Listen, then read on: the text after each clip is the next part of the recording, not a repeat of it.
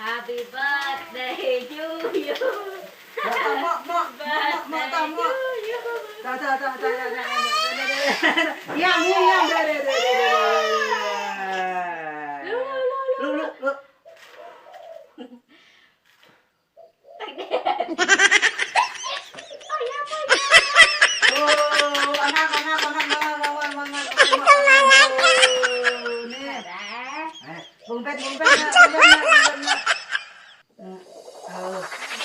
Ngày hôm nay ta cùng học ở nơi đây, mọi người bên nhau ta mừng sinh nhật. 1, 2, 3 ta cùng thôi tắt đến.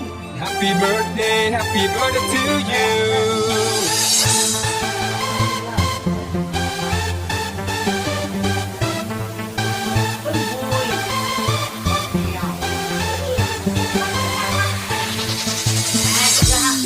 Let's go.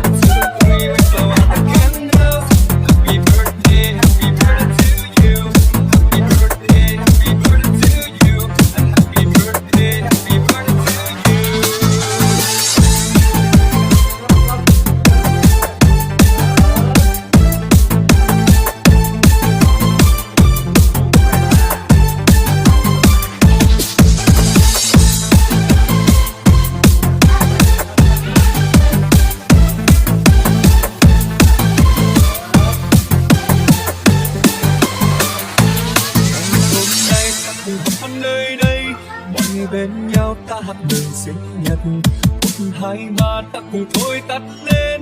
Happy birthday to you.